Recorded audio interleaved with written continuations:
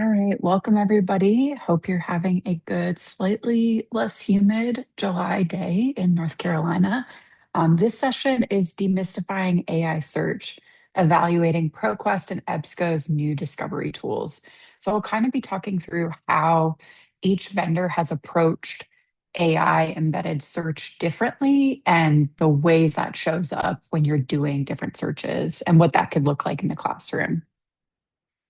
And so, learning outcomes, identifying the benefits, but also the limitations of these tools, contrasting how AI often can lead to a lack of reproducibility with traditional Boolean logic for a variety of user groups, thinking through how students can use these tools through graduate students to faculty, and really thinking through in the back half of this session, teaching critical thinking and navigation strategies for this more nonlinear, personalized, AI driven search environment and how it can be adapted to instruction in both public and academic libraries, letting patrons know what these tools are capable of and where they have their limitations. So, starting off with like from keywords to conversation. So, how has database searching changed?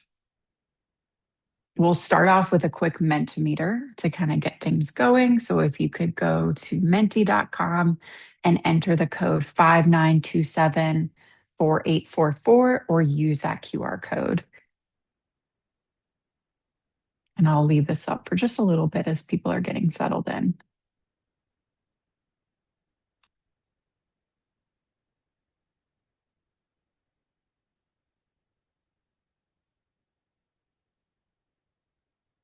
Again, we're just going to go to Mentimeter real quick. So go to menti.com, enter that code, or use the QR code.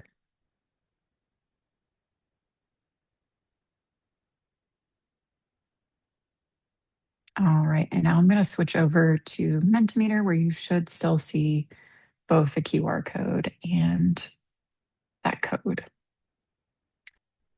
Let's see here.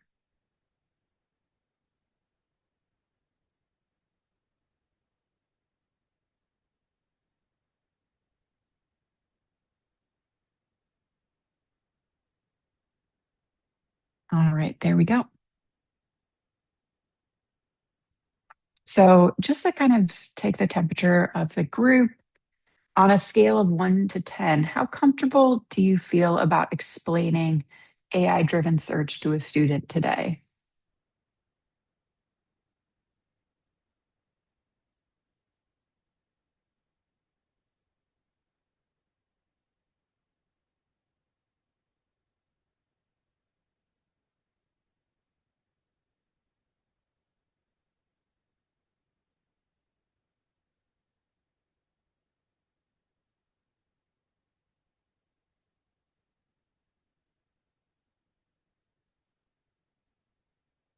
All right, so we've got some people saying maybe not as confident. All right.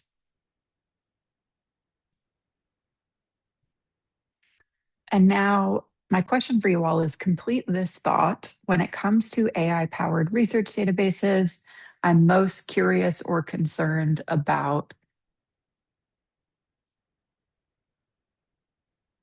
and this is open ended, so there are no right answers.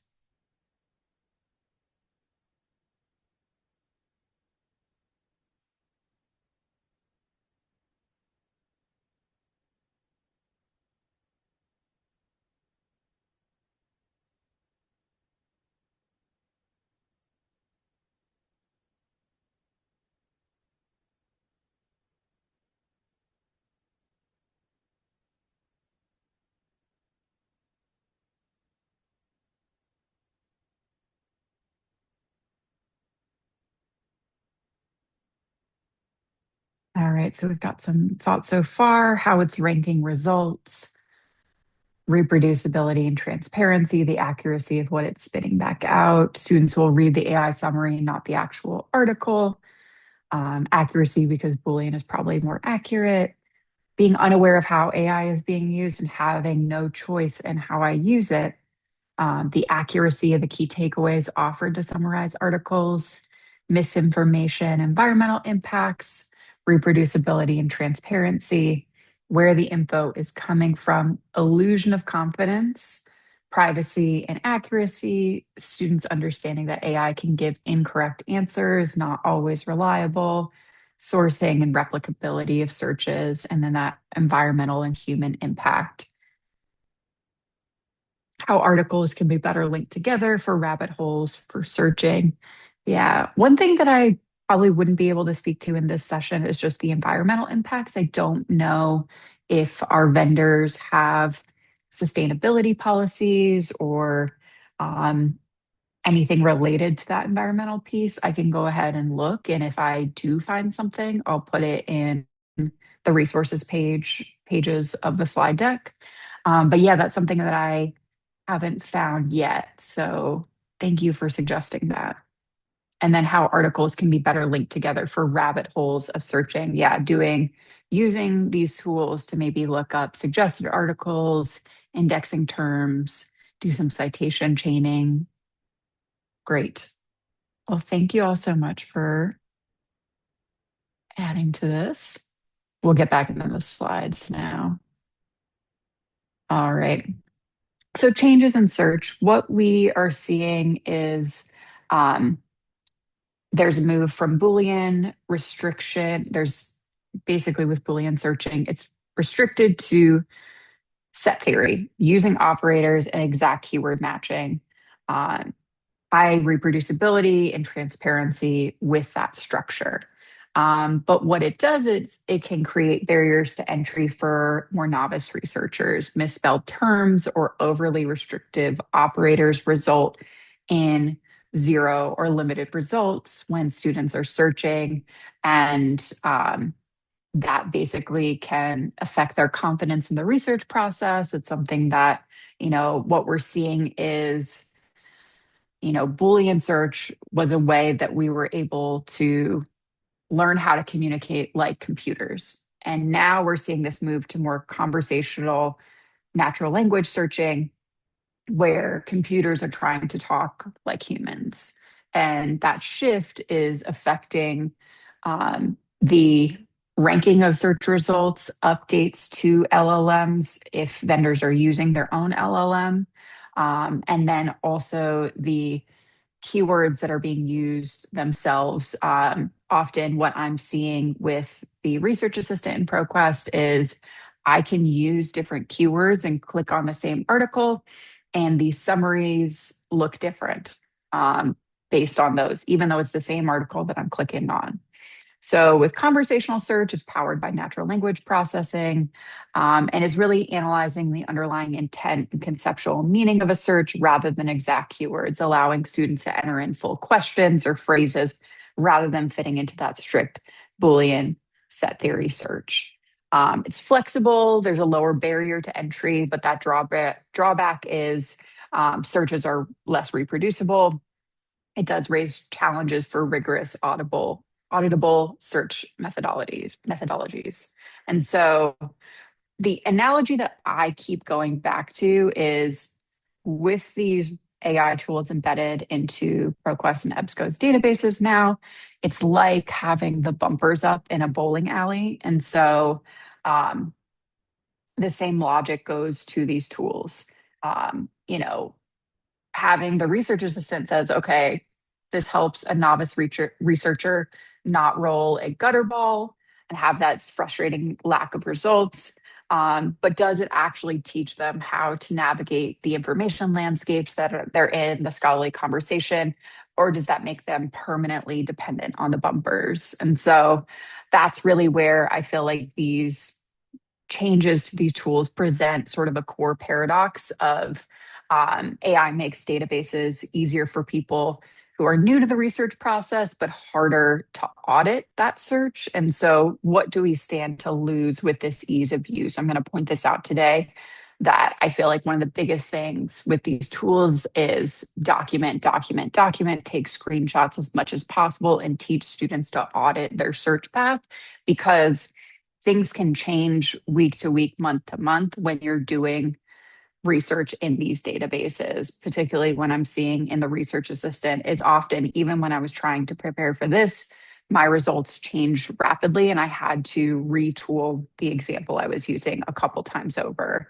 Um, and so, how does this affect teaching the research process to students? Um, when the database becomes this black box that automatically corrects every throw, it feels incredibly easy. But what we stand to lose with this ease of use is that critical friction that turns students into scholars. And if we can't audit how the ball hit the pins, then we're not teaching research anymore. We're teaching retrieval.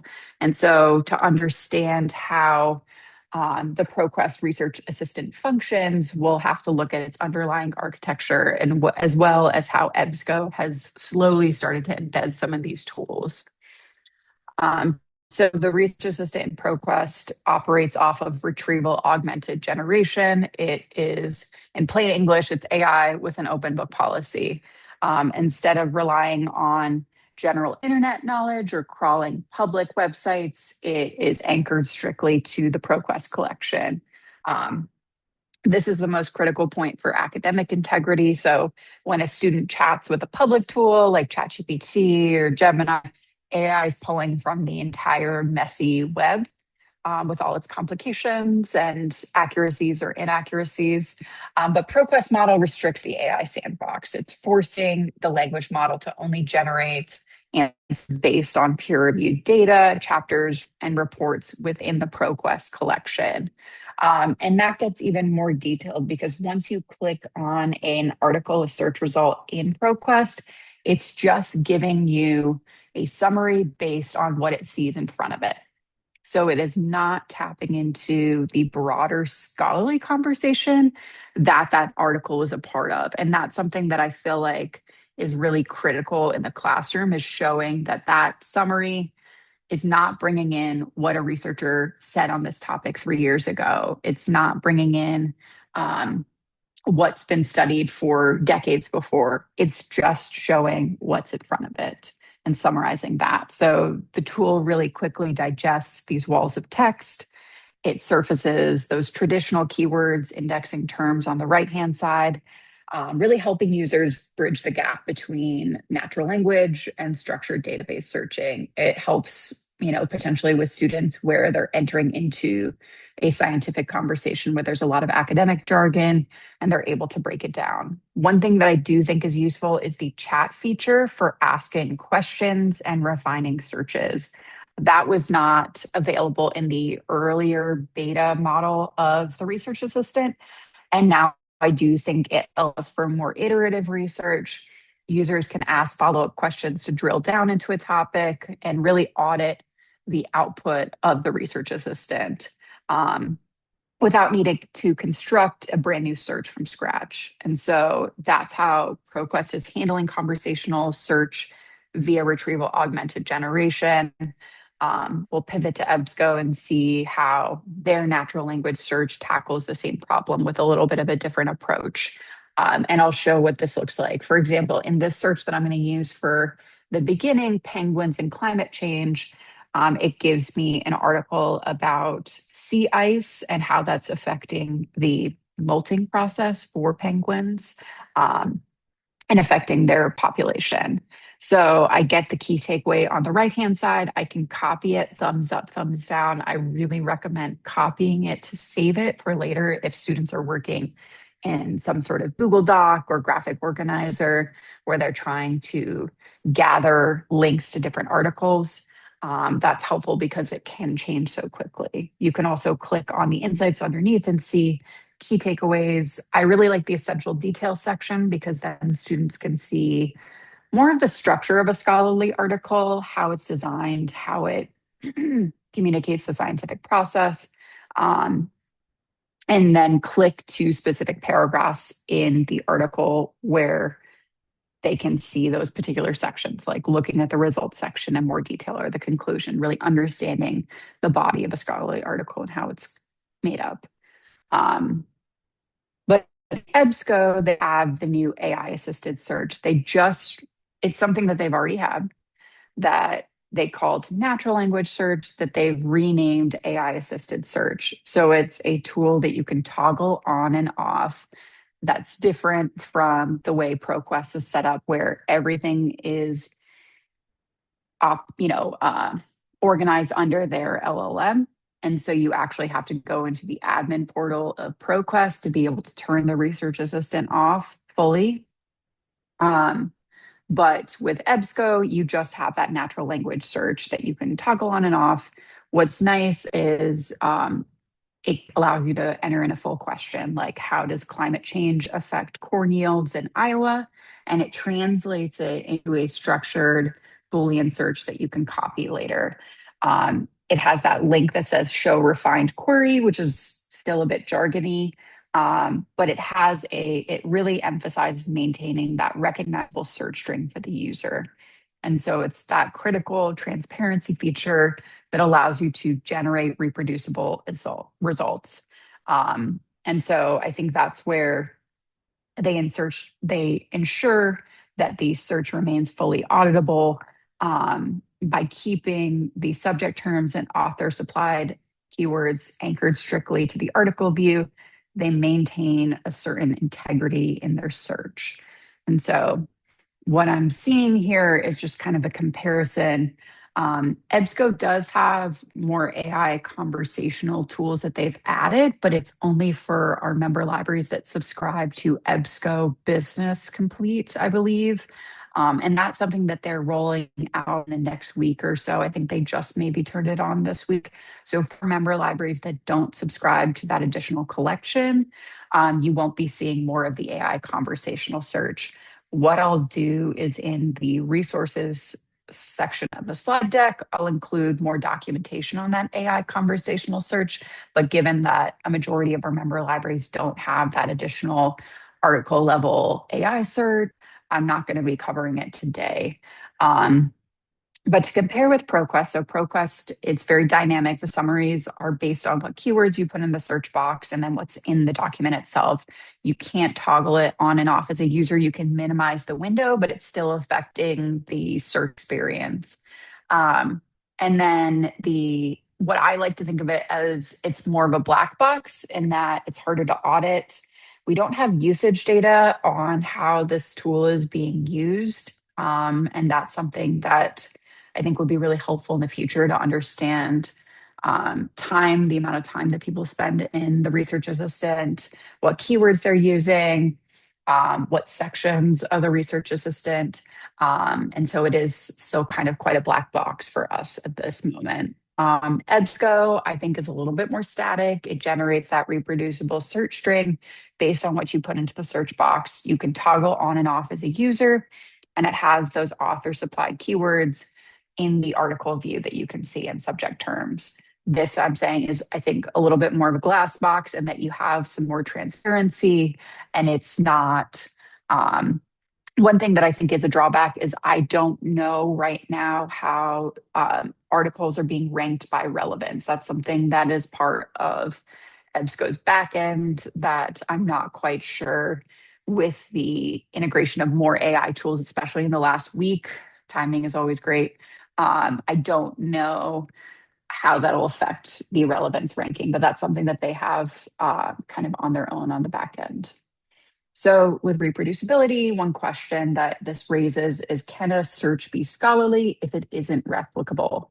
And so I think this is something that's really important to convey to students because they are then training to become the future researchers, the future doctors, the future health practitioners of the world, the future even, scientists. And so I think it's a core part of not just best practice, but it's a tenet of science that I think is really important to convey as these tools are so ubiquitous now, to really stress this piece of the process and how important it is to have a replicable search methodology.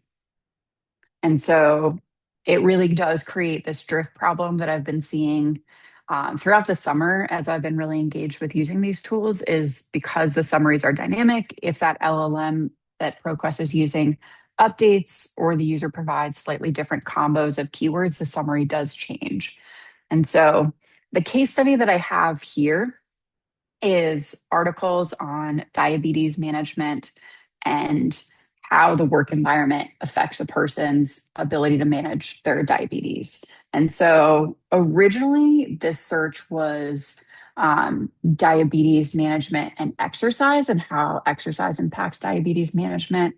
But the articles that I found were like, I was losing from the platform and they were jumping to like page 5 of the results when they were on page 1 when I first made this search. And so um, that's where I kind of adjusted things. But basically, what I'm looking at here is how does the AI supported search compare? I'm searching within a general database in ProQuest Central, and then I'm looking at CINAHL and EBSCO database that is specialized for nursing and allied health. And so this is something that I found was I just put in the keywords diabetes management and work environment. And one of the first results that popped up was work or wellness, examining the challenges of low wage workers with type 2 diabetes. It's from the Journal of Healthcare for the Poor and Underserved, based out of Johns Hopkins. And I have that refine the query that I can copy, that's Boolean search that I can save for later. What I noticed this morning is that result was still on the first page, but it was, I think, result 6 or 7. And so, again, with the relevance, how it changes, I think, can be difficult to determine on the outside. I looked up this article in ProQuest and I entered in the same keywords. And what I found with the research assistant in ProQuest Central is they give me a summary, but they do not give me a any recommended articles. And when I ask the chat feature, hey, can you give me recommended articles? It just gives me a sort of template response saying that it's given it to me when it hasn't. And so I've also noticed too, and this is where the screenshots and the documenting your search comes in handy, is these takeaways look different for 2 different search sessions using the same exact keywords for this article. Um, what's interesting is the second time I searched, I didn't use the keywords health issues or minimum wage as my search terms. And so it's telling me relationship to my search terms, even though I didn't put those in. And so I think that's where it like can throw certain errors or it gives slightly slippery results that I think can be confusing, especially as you're trying to do research over time and as a process in these databases. Is like, hey, I didn't put those search terms in, and how these results differ in their ranking and relevance. And it can be frustrating for students over time, is really trying to figure out and create that auditable, reproducible path. So, what this looks like in ProQuest, I'm going into the database itself. And here's what I saw. So, this is the article. I'm getting a summary on the right-hand side telling me some additional topics discussed, impact of socioeconomic and racial disparities on diabetes management, role of chronic stress and social determinants of health and diabetes outcomes, and then policy interventions, what those would look like to improve health equity. So I'm seeing a summary here.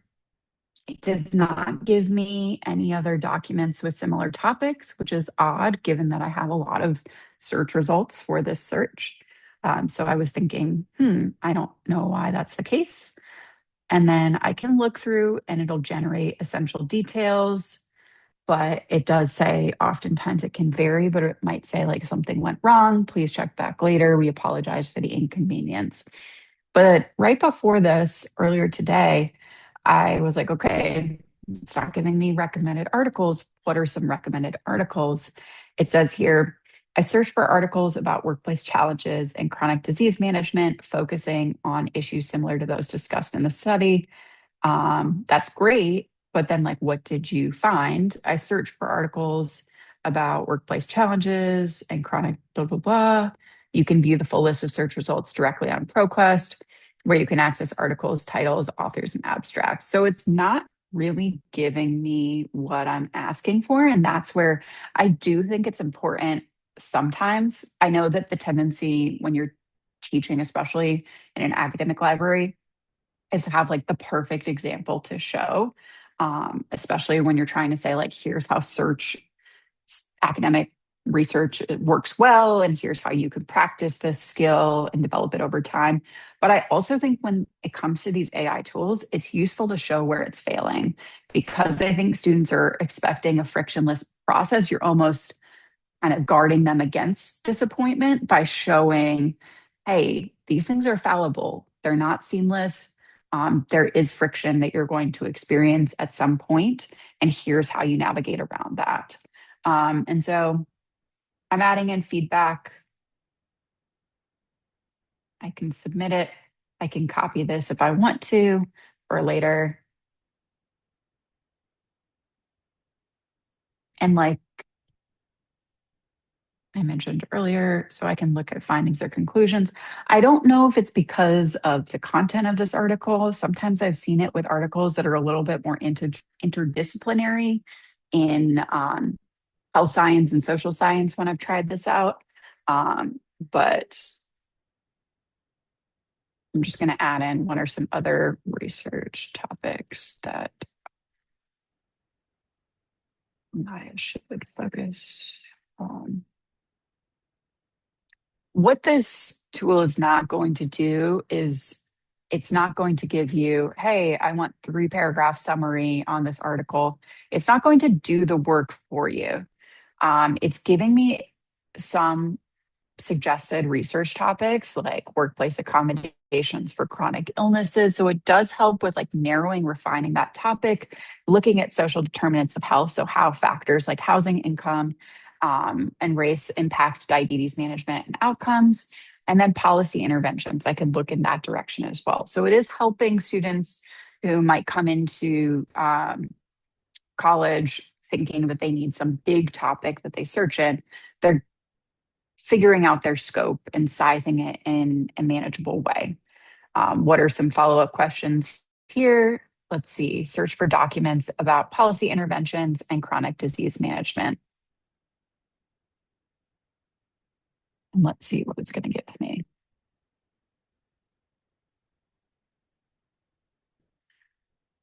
And it says I search for articles, but in the past, typically they give me articles here. So I don't know why it's not working today, but this is an example of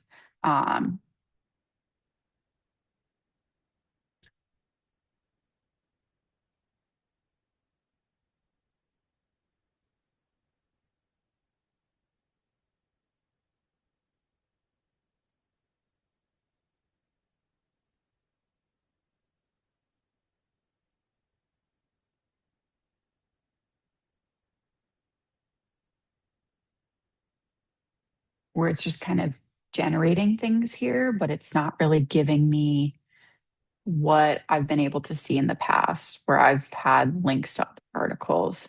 One thing that you can do is look at visualizing the document's topics. So a mind map that's similar to what you might see in Credo reference.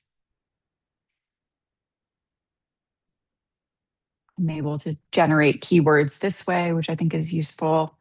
I can look at a couple of different directions. So it is useful for keyword generation, figuring out narrowing or widening a topic area. If I were to look at essential details,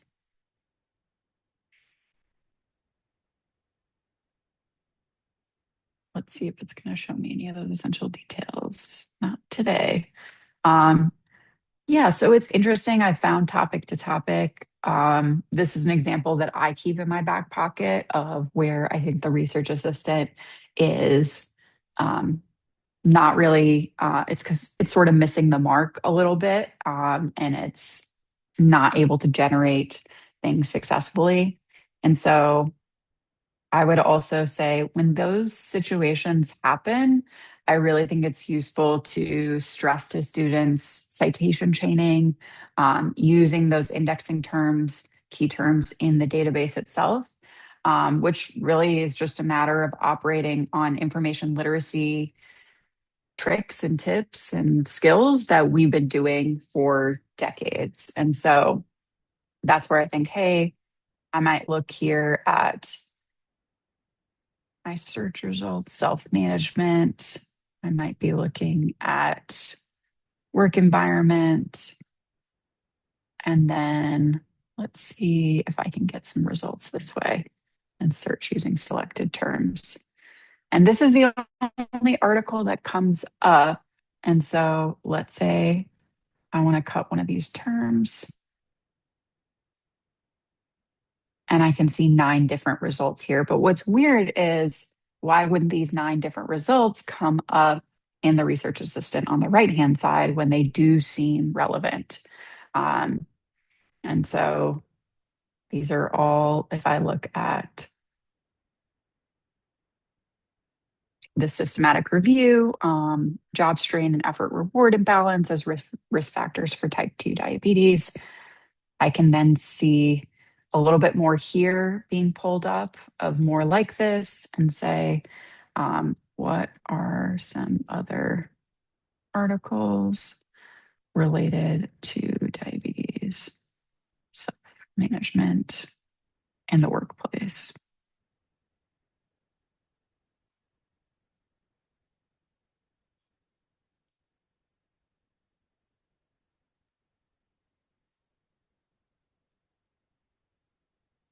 And this is where I do think it's helpful to,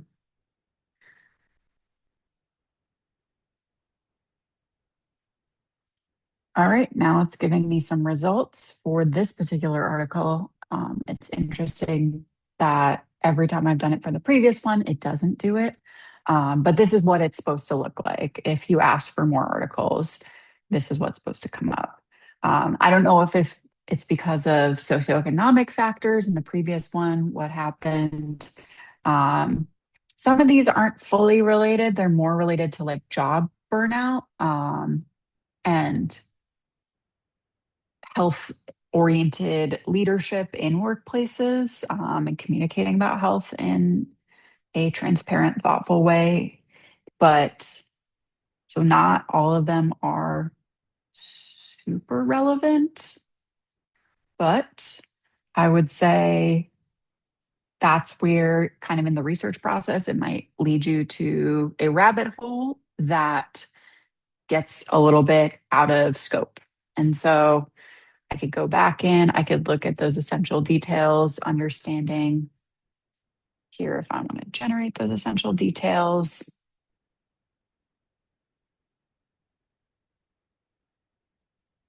This is what it's supposed to look like. So then I can see the main point, purpose of the article, um, study design, and then results. So, one thing that the article is saying is workers exposed to job strain had a 16% higher risk of developing type 2 compared to unexposed workers. Among women, the risk was higher, while men showed no significant association. So, this is a little different because it's seeing how people can develop type 2 depending on job strain and all these factors that it's trying to control for. Um, it's showing these findings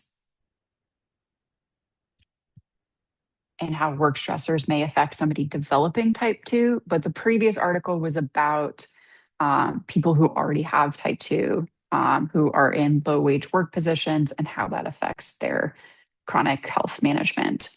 And so that's where it's just pulling from the context of this article. It's not bringing in a lot else like that scholarly conversation. And so if I go back into my results, one thing that I do want to share is what this looks like with keyword searching. So, uh,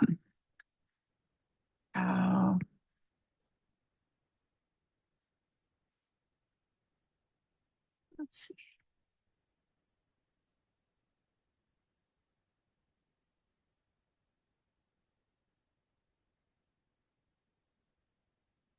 I wanted to put in a whole question,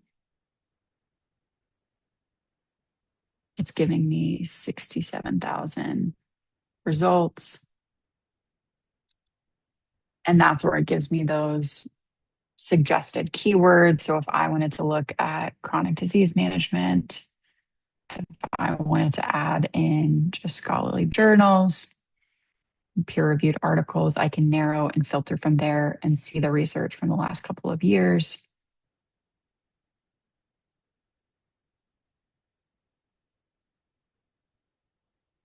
Update that. Now I see 3,000 articles.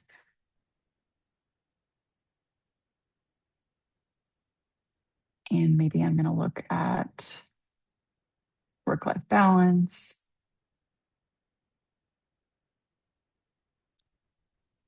And I'm actually going to see it's just adding in Boolean logic too when it adds in these keywords.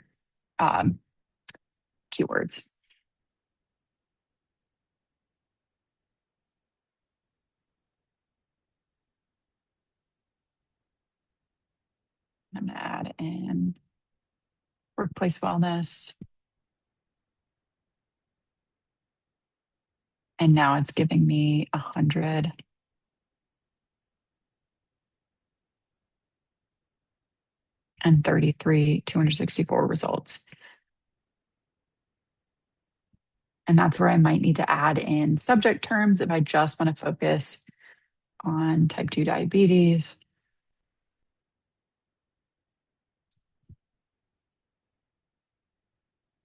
Because some of this is more focused on employee wellness programs, I might take that piece out.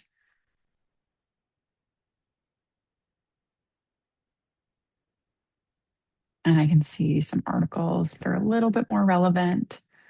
But that's where it's the challenge of like navigating a general academic database versus a database that's a little bit more specialized.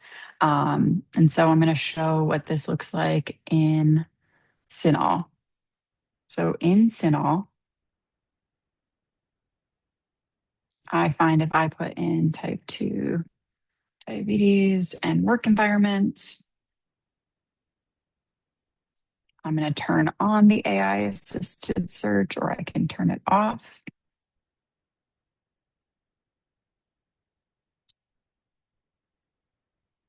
Just adding this in here. And then I see show refined query, and it's giving me that search string that I can save for later. That gives me that direct path to this article. So I can click OK, I can copy that. That's where I really think it's important to just document as much as possible as you're searching now in these tools. And then I can see the article, same article.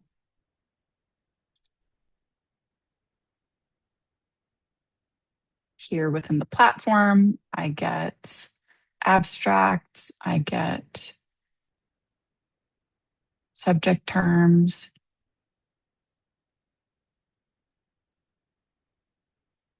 And then I can see here, let's see.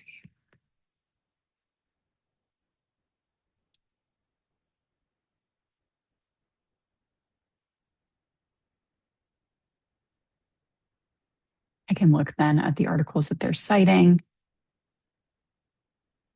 or in this particular journal. Now I can have the ability, let's see, it's going to let me pull this up.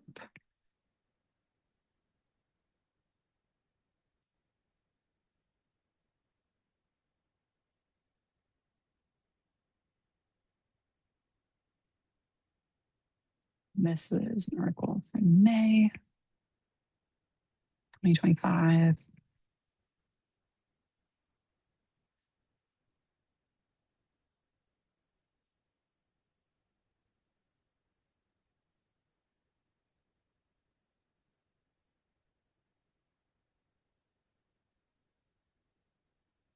All right, and then I have the DOI. There we go.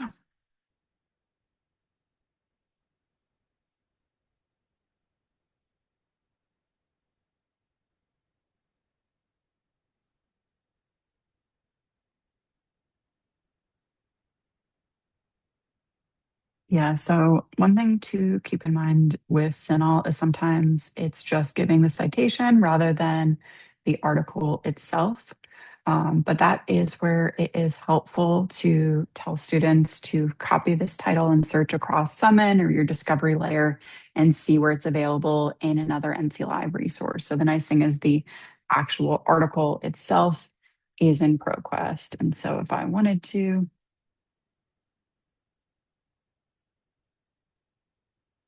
then I can go back and actually access the article as a PDF and save for later. So that's something that does come up and it's just important to keep in mind as you're searching across our databases. Now I'm going to go back into my slides and talk a little bit about what this looks like in instruction. So um, again, I keep saying document your searches, but it does look very different. When I just searched diabetes management and exercise last month, it was showing this article on the first page of ProQuest Central, but then it popped up on the third page in July and then on the fifth page. So it's hard to track and keep up with these changes in search results from our perspective, from a researcher's perspective, when it can happen month to month or week to week. Um, and just varying outputs. So every time the mind map can look different. The essential details I find are not generating for this article. It's sharing some important concepts and more keywords for me to use as I'm searching. But this is useful to show when these tools fail, when they're not generating those similar topics, and how to teach students to navigate around those obstacles. Um, when I did search for other articles related to this one, and it did pop up results a few weeks ago, it showed articles that weren't really related to the topic of diabetes and health management at all. And so this is where I'm like surprised by when it does work and when it doesn't work. And I find that even from my perspective, that can be a little frustrating. And I'm sure from a student's perspective, it can be too. And so I think it's really important to convey why reproducibility matters. Researchers are expected to have a clear outline of how they identified the relevant literature in their methodology sections. Um, and if these LLMs or research assistants provide them with recommended literature, it can make the process difficult to replicate and it sort of gives that black box, as I mentioned. And it can also impact how widely they search. So, this is an article from IEEE, which is an engineering journal, talking about how AI boosts research careers and helps people maybe speed up the process of research, but it actually can flatten scientific discovery and some of the creativity um, and unique research questions that um, have been explored in the past. So they're seeing in reviews of how researchers are using these tools that the same couple of ideas are popping up, the same articles are being cited. So it's almost taking that funnel and like narrowing the the discovery process and the creativity that's possible in research. So that's just something to keep in mind that's good to convey to students as well as faculty. Um, and these hallucinations that have been showing up in medical journals, obviously, these tools, especially for like paid versions of these tools, are improving and they're hallucinating less and less over time. But there are costs associated with misconduct and retractions. And this is something that I think the library can guard against and really build connections with faculty across disciplines. Um, is bring to mind kind of how these things affect um, academic research and trust in academic research, and how the library is really well positioned to be a support for it. And so um, I am seeing a lot of research on cognitive deskilling, especially in the medical profession. So this is from an article from a British journal And they're sharing how over reliance on AI may reduce the quality of clinical reasoning and decision making, negatively impacting patient communications and the potential for de-skilling. So, as AI becomes a routine part of medical treatment and even research, it's really imperative that we recognize the limitations of these tools. Um, they can help with basic administrative tasks, but if people are using it to replace some of the interpersonal aspects of their work, then I think we're headed for rough territory. We're seeing too that I don't think the calculator analogy applies. Like there's more research coming out. Even a US team conducted a randomized trial on students in high school accessing ChatGPT tutoring tools for math and how their results improved when they use these tools.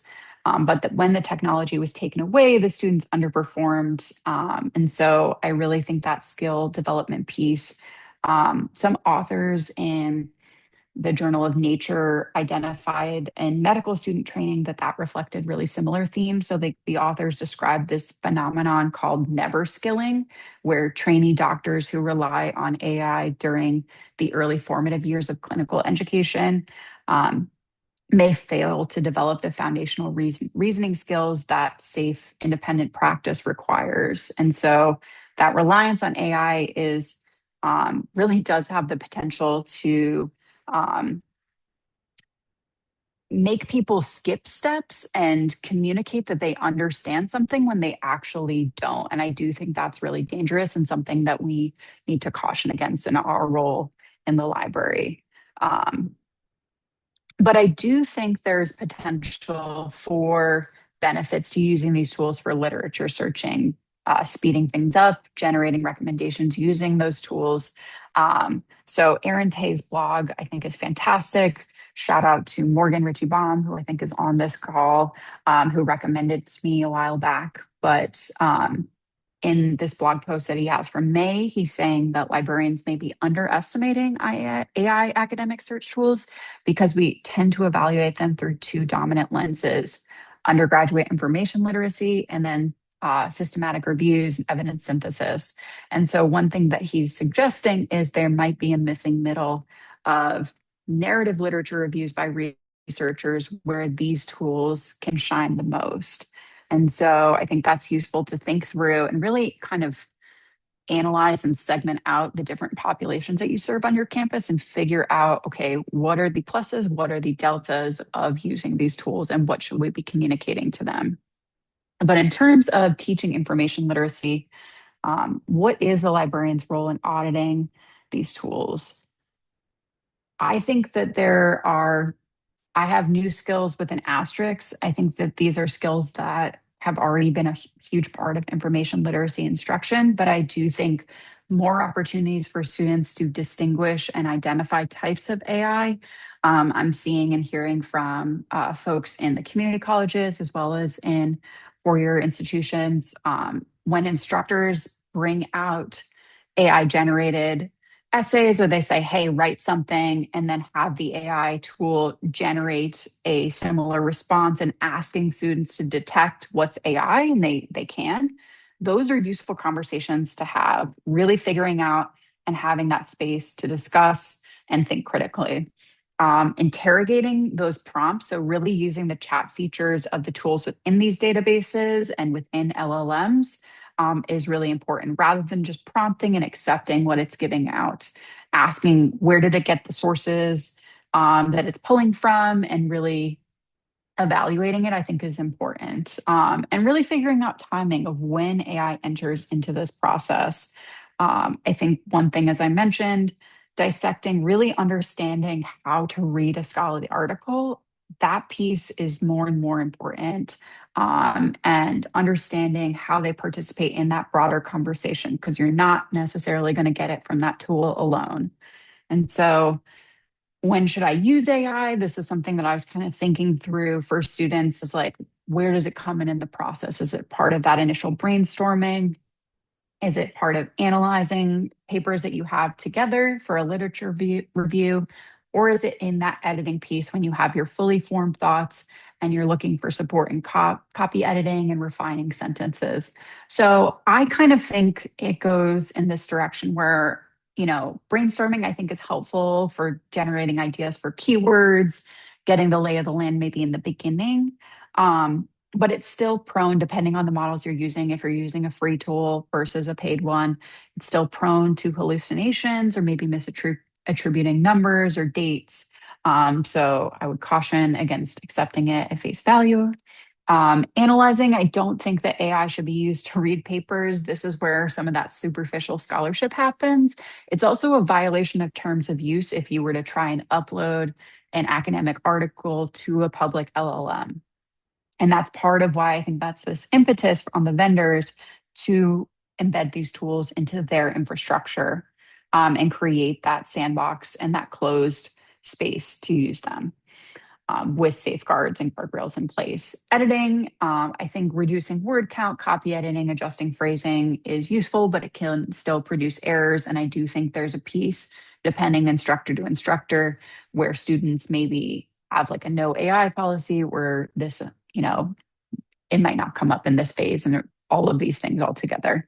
So, question I have for you all, we're going to jump back into Mentimeter, is should we be teaching AI search as a primary discovery tool or a secondary verification tool? I'm curious to hear your thoughts.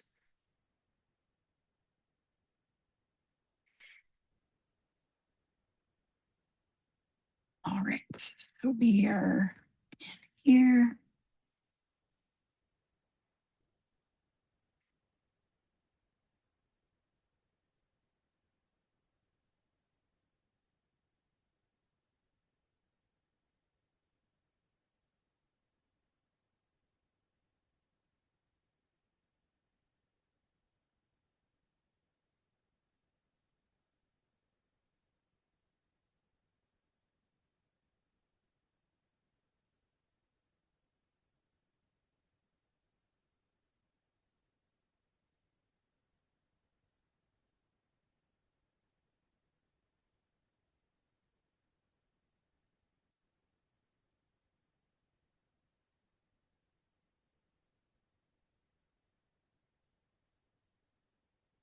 Okay, so I'm seeing more people sharing primary discovery over secondary verification.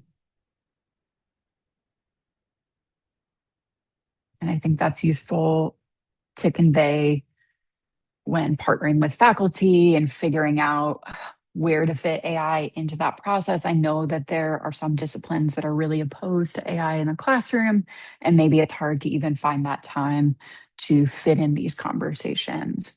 Um, but I think it's useful to really think this through and develop public facing support, context, self paced training on this topic for your communities and reusing anything that we have, for this, because I think it's useful for people to figure out where is this supposed to show up, and where is it not.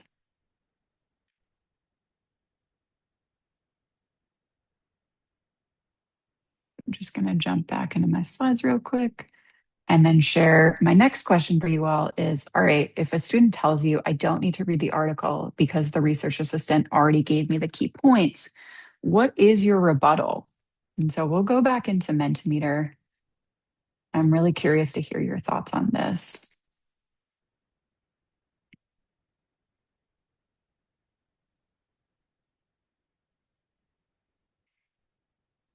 and give people kind of a minute to think about this.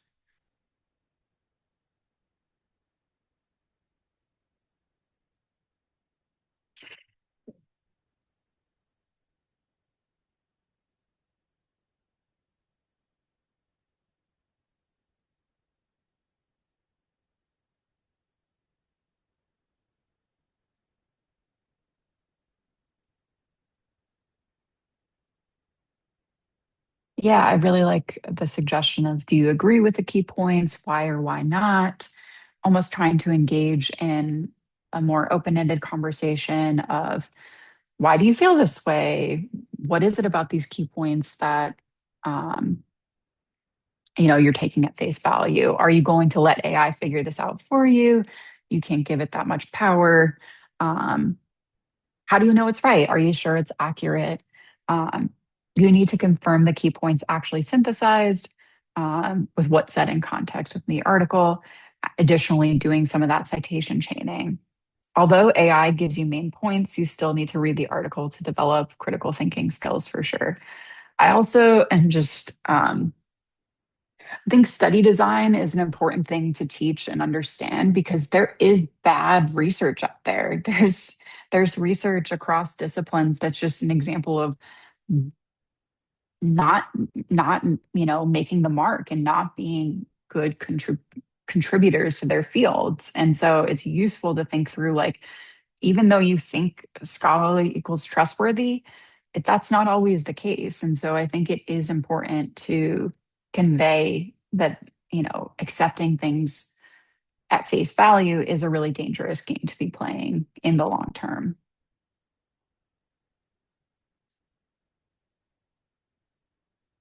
Yeah, it's really important that you evaluate the accuracy of the AI output yourself, and you'll lose the benefits of reading and evaluating the information. The research assistant may not have correctly identified the key points and possibly missed critical details or nuance. So you've also denied yourself the chance to have valuable original thoughts. Yeah, it's almost like, and that's where the de-skilling piece comes in. Like the more people kind of try and take things at face value without questioning, without evaluating, they're denying themselves the chance to have those valuable original thoughts and really understand the information themselves. You lose the benefits of being able to read.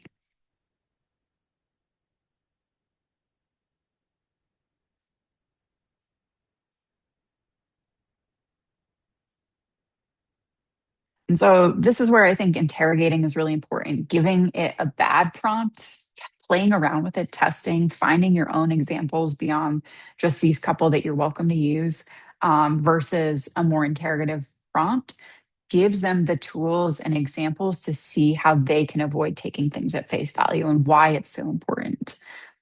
And so, with penguins and climate change as an example, it showed me what are the broader trends in scholarship on emperor penguins, what are some other peer reviewed articles.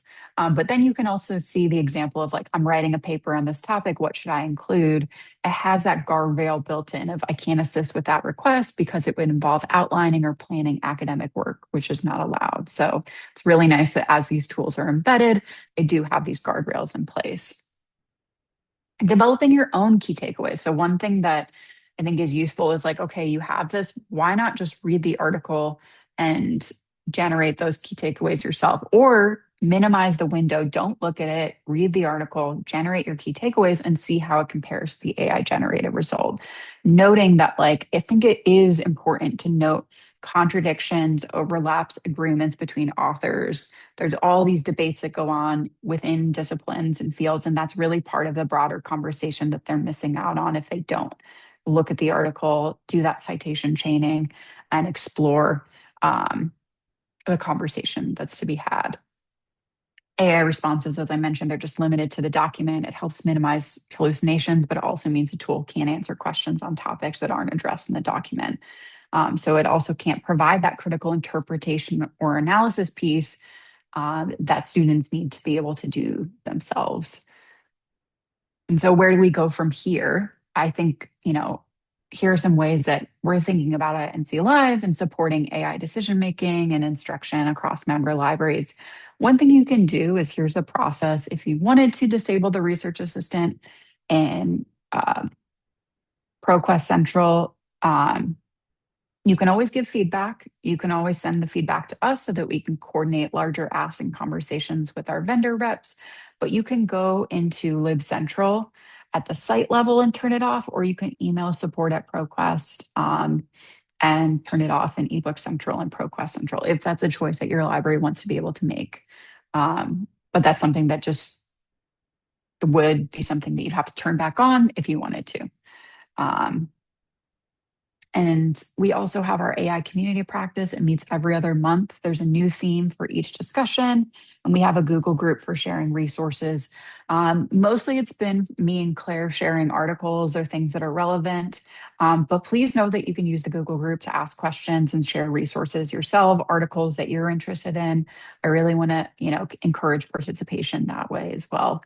Our next discussion is happening on Tuesday, August 11th. Michelle Riddell, who's the head of the Health Science Library at UNC Chapel Hill, will be talking about scaling AI programs and how UNC Libraries has grown and what they offer on campus and really shaped the broader conversation happening among leadership. So it's a good opportunity to discuss, okay, we've started, we're doing some pilots, we're doing some programs or workshops. How do we grow from there? How do we get involved in more campus decision making?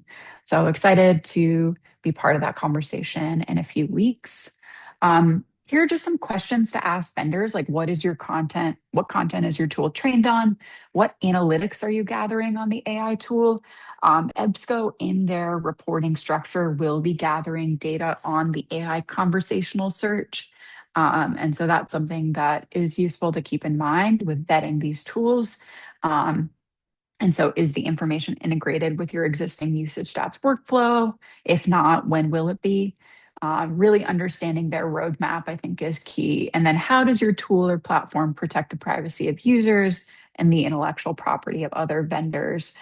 So how do they work with publishers on this, I think is really key. Some additional future directions for the next year. So we have our AI collections task force that's working on creating a value statement and rubric to help guide our approach to AI components in our databases. But you also are welcome to use that as a template.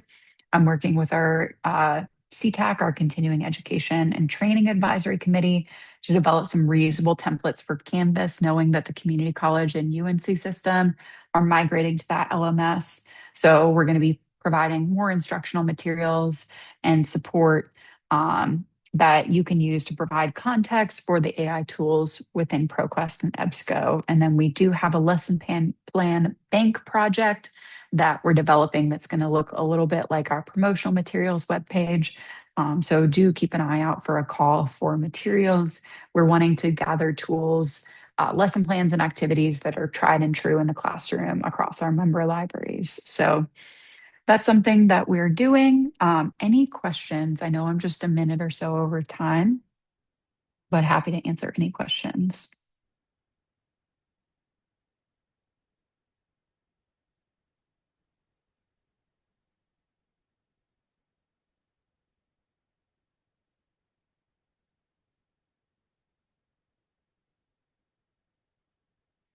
A couple things I do want to share. So please sign up for our listservs to stay up to date with our training opportunities, marketing support. I've linked to a bunch of resources that ProQuest has developed about the research assistant here.